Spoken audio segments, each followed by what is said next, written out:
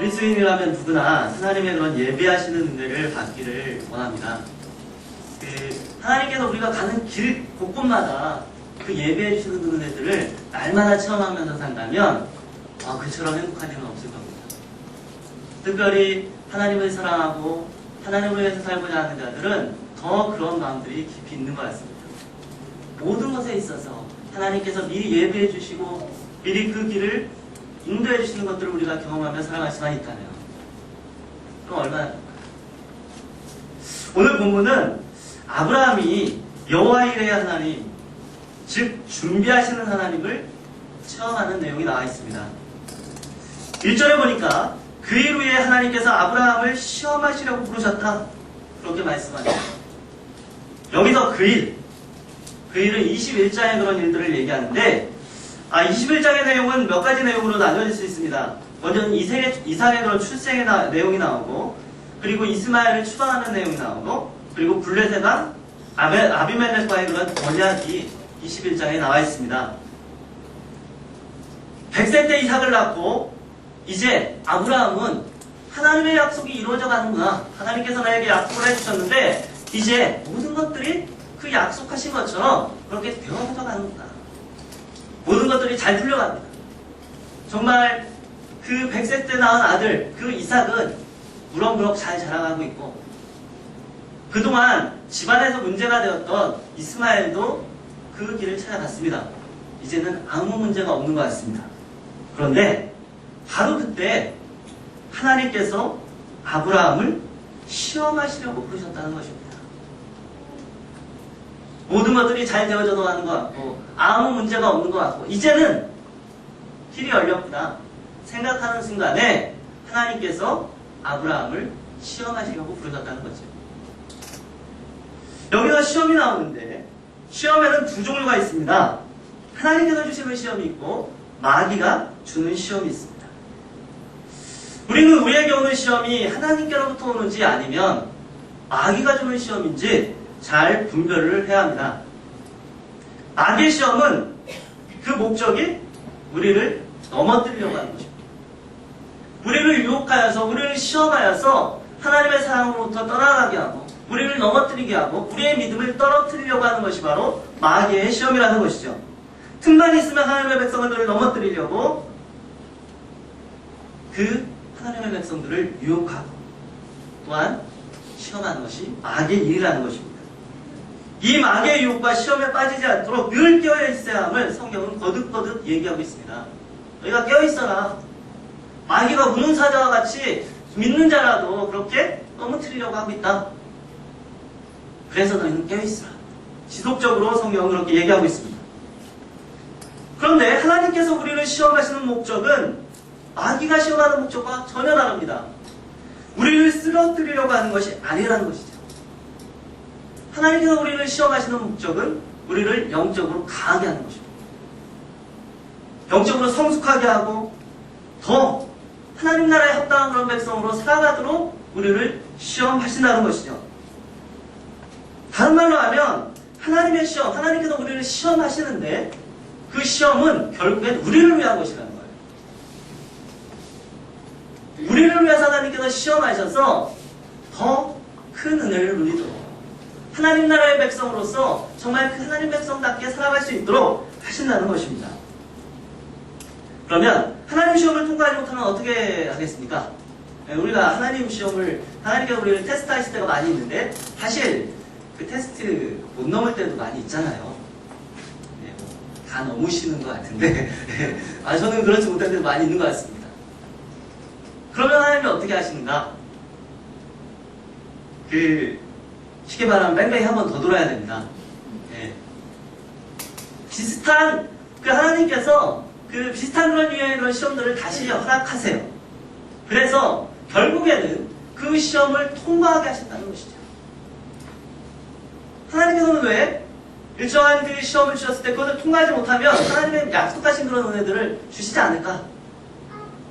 그것은 우리가 준비되어 있지 못하고 하나님의 은혜의 그런 도구로 사용될 그런 그릇이 안 돼 있는데 하나님께서 그 큰 복을 주시고 은혜를 주시면 그 복이 오히려 저주가 되고 오히려 그것이 해가 될 수가 있습니다.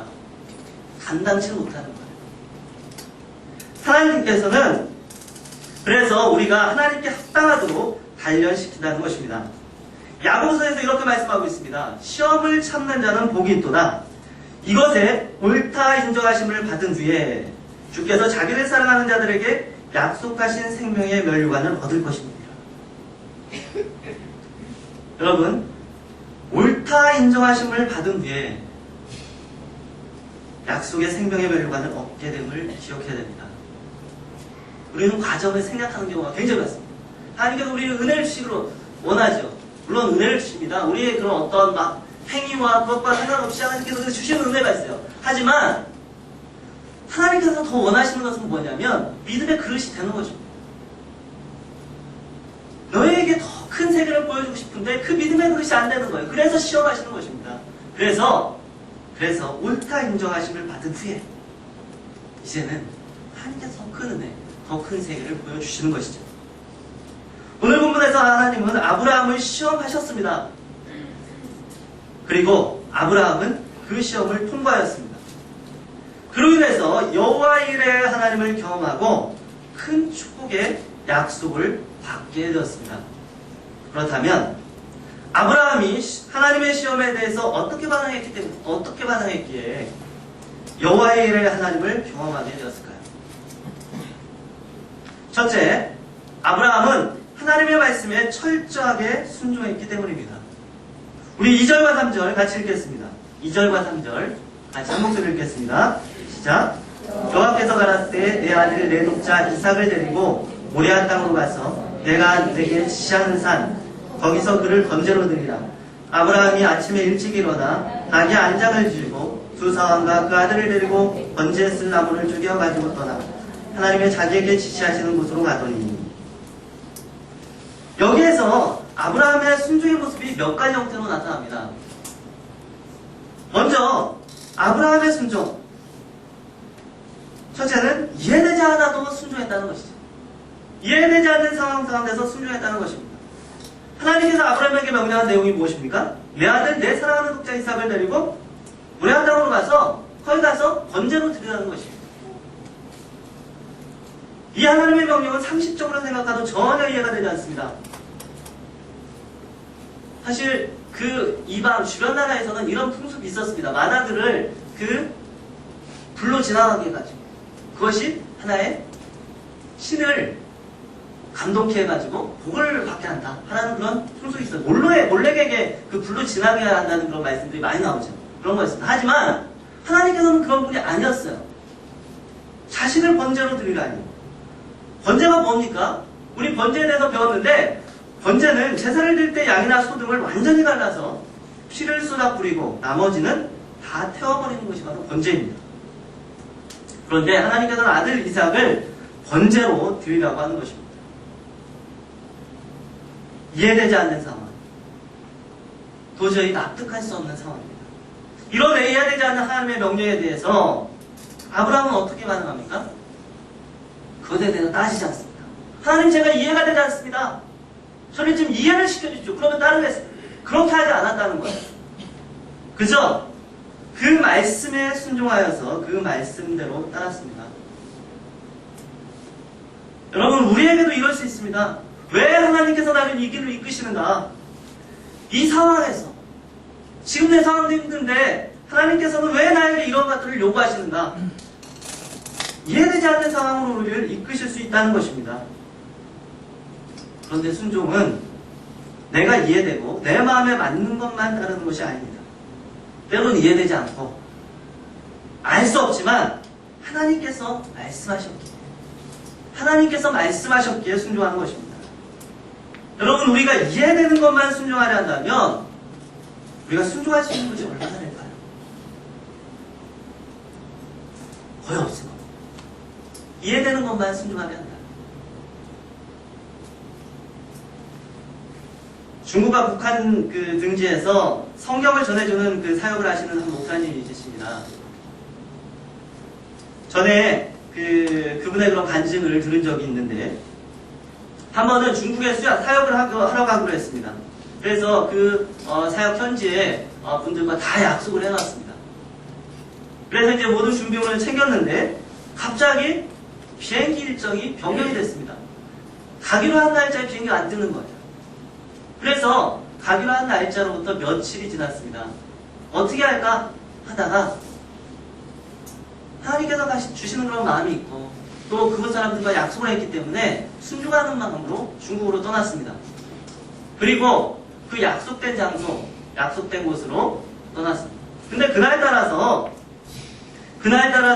비가 억수로 내리고 천둥도 정말 많이 쳤다고 합니다. 약속된 장소에 도착하여서 정말 그곳에서 문을 두드리는데 아무리 두드려도 사람이 나오지 않더랍니다.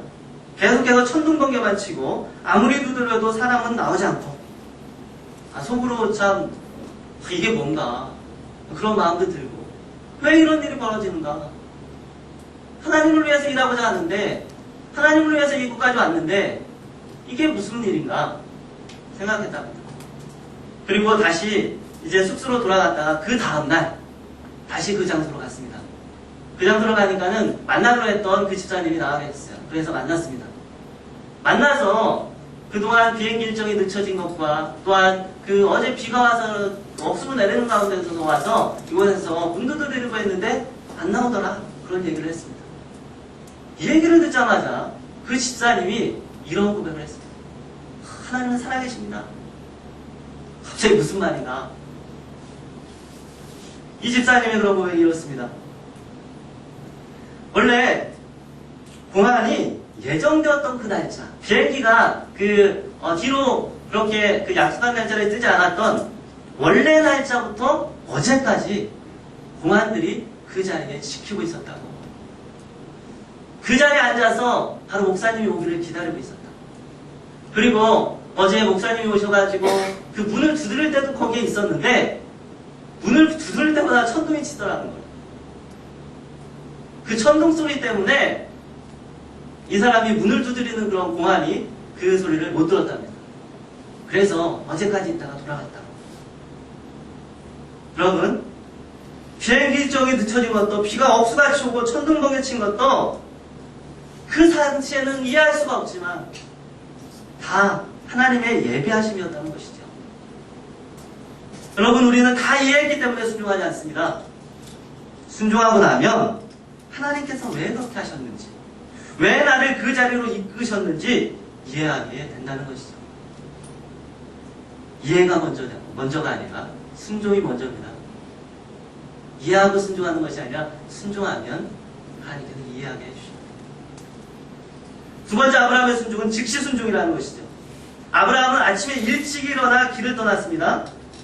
그에게 왜 고민과 번뇌가 없었겠습니까? 많은 생각이 있었겠죠. 하지만 그는 그 마음이 변하기 전에 일찍 일어나 길을 떠났습니다. 결단을 한다 하더라도 그 시기를 자꾸 미루게 되면 결국은 하나님의 말씀에 순종하지 못하게 됩니다. 자꾸 내 자신과 타협하는 거예요.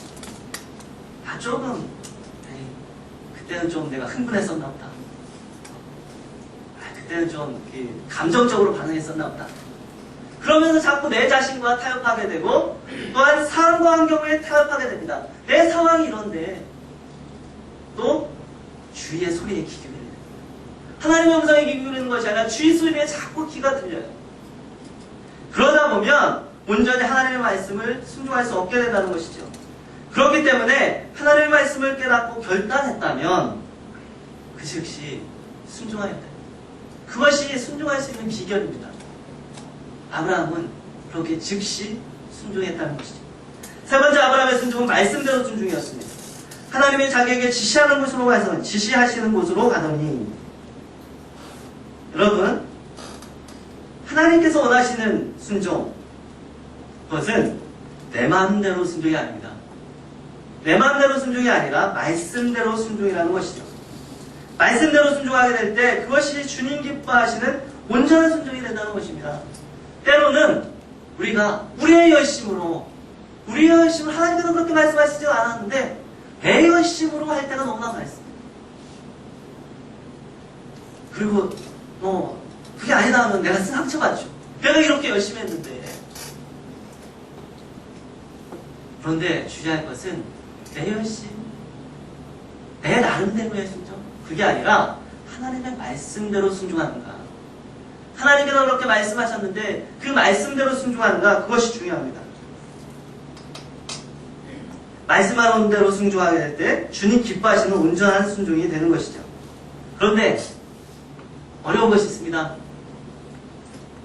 하나님께서 말씀해 주시는데 한꺼번에 모든 것을 말씀해 주시지 않는다는 거예요. 한꺼번에 모든 것을 다 말씀해 주시면 참 마음 편하겠는데 그렇게 하시지 않는다는 것입니다. 하나님께서는 그 자리에서 모든 것을 가르쳐 주시는 것이 아니라 순종의 발걸음 한 걸음을 떼면 그 자리에서 또 가르쳐 주십니다. 또 한 걸음 가면 그 자리에서 가르쳐 주십니다. 오늘 본문에서도 내가 지시하는 그 산이라고 되어 있습니다. 이것은 영어 성경에 보면 미래형으로 되어 있어요. 내가 지시할 그 산. 아직 지시하지 않았습니다. 모래한 땅으로 가라. 그러면 그곳까지 가면 내가 그곳에서 지시할 것이다. 그곳까지 가야 돼요. 그래야 그곳에서 또 하나님의 말씀을 들을 수 있고 그것이 어디인지 알 수 있는 것입니다.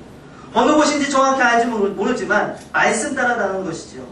그러하기에 항상 하나님의 음성에 민감하여야만이, 늘 귀를 하나님의 말씀에 열어놔야만이 말씀대로 순종할 수 있습니다.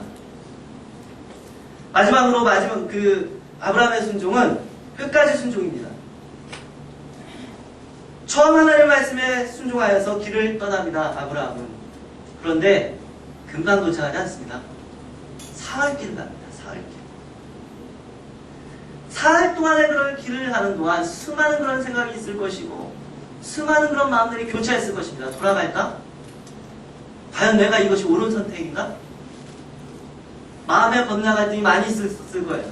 하지만 아브라함은 돌이키지 않습니다. 다시 돌아가지 않습니다. 하나님이 원하시는 자리까지 끝까지 순종하였다는 것이죠. 존 비비어는 순종이라는 책에서 이렇게 얘기합니다. 99.9%의 순종이 사람에게는 순종으로 보여도 하나님 보시기에는 결코 순종이 아니다. 우리도 끝까지 가야 됩니다. 중간에 돌아서면 하나님의 그 하나님의 예비하심의 큰 은혜를 맛보지 못하게 되는 것입니다. 사무엘상 15장에는 끝까지 순종치 못했던 사울의 모습이 나옵니다. 하나님께서 이렇게 말씀합니다. 너 지금 가서 아말렉을 쳐서 그들의 모든 소유를 남기지 말고 진멸하되 남녀와 소와 젖먹는 아이와 우양과 약대와 나귀를 죽이라. 이 말씀을 듣고 사울이 시작은 잘했어요. 시작은 잘했습니다. 바로 군대를 수집했고요. 아말렉을 쳤습니다.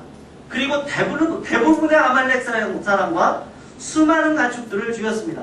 나름대로 최선을 다했고 하나님의 명령을 대부분 수행했습니다. 하지만 하나님은 사울에게 그래 잘했다. 어우 너 그 정도 했으니까 됐다. 그렇게 말씀하지 않습니다. 사울이 불순종했다. 그렇게 말씀하세요. 말씀대로 끝까지 순종하지 않았기 때문입니다. 여러분 끝까지 가야 된다는 거죠. 순종으로 시작하였다가 불순종으로 끝나면 안 됩니다. 순종으로 시작하였다면 순종으로 끝나야 됩니다. 그것이 하나님의 뜻이라는 거죠. 아브라함은 하나님께서 말씀하셨을 때 이해되지 않는 상황에서도 즉각적으로 또한 그 말씀하신 대로 끝까지 순종하였습니다. 그랬을 때 하나님의 예비하시는 축복을 누리게 된 것이죠. 이렇게 순종의 사람이 여호와 이레의 하나님을 경험하게 됩니다. 두 번째, 아브라함이 하나님의 예비하심의 은혜를 입은 것은 믿음의 사람이었기 때문입니다.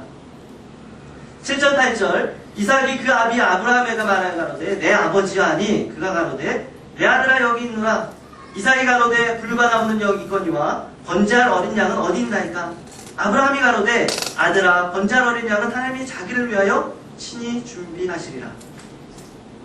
함께 간 사안의 산 밑에 두고 그 아브라함과 이삭 두 사람이 이제 산으로 올라갑니다. 그때 그 아들이 궁금하여 질문합니다. 아버지, 불도 있고 나무도 있는데 제물이 된 어린 양은 어디에 있습니까? 올 것이 왔습니다.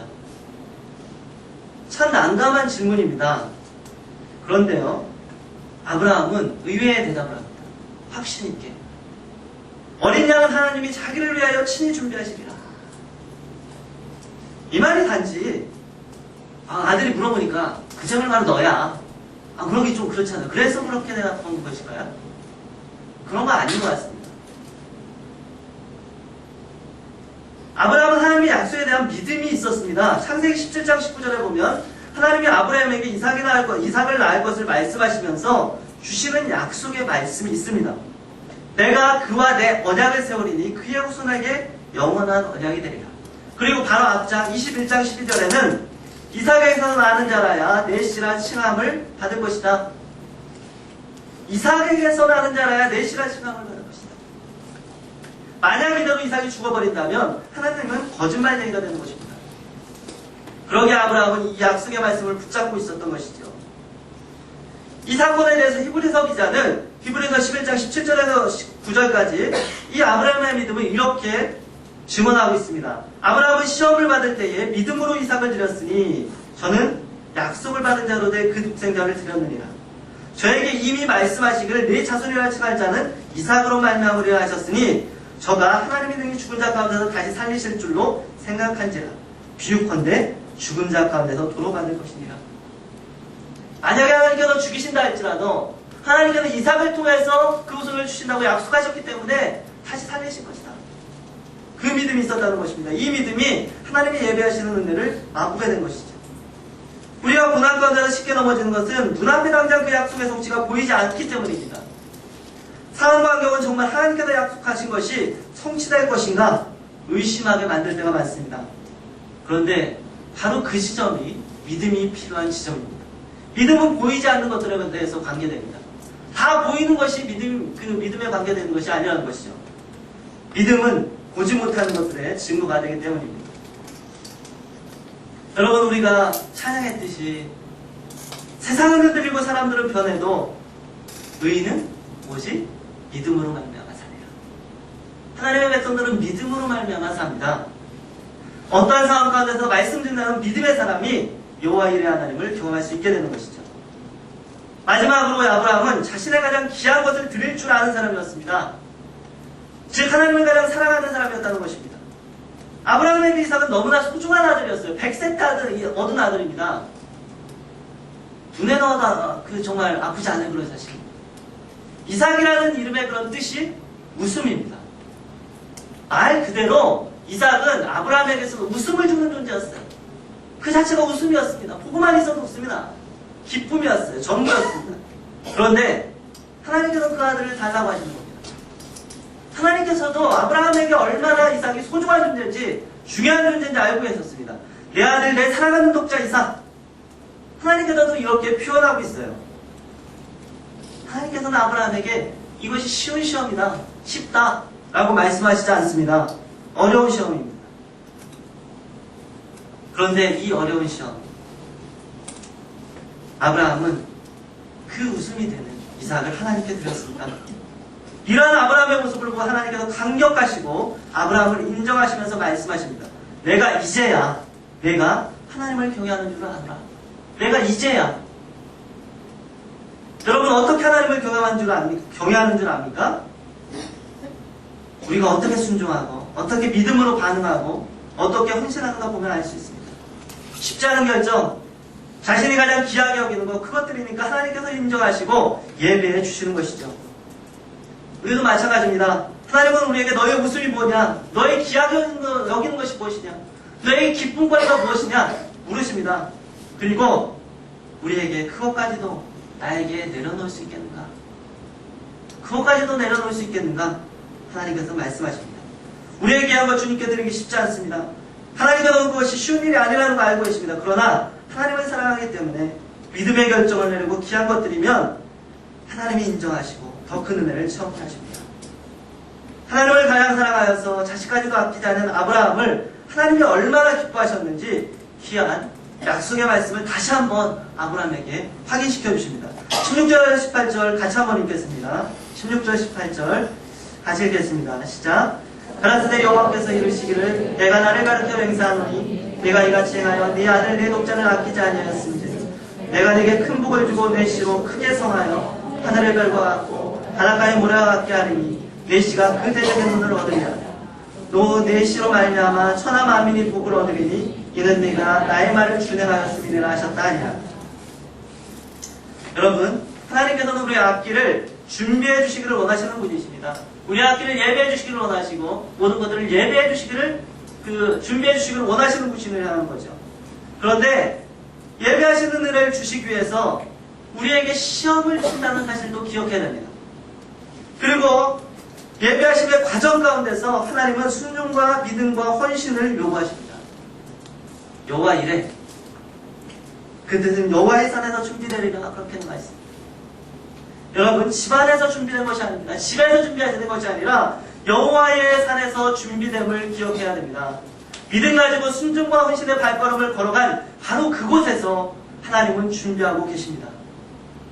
우리도 쉽지 않지만 주님 앞에 순종과 믿음과 헌신의 길을 걸어간다면 바로 그 자리에서 여호와 이레의 하나님을 경험하는 삶을 모두가 살게 될 것입니다. 같이 기도하겠습니다.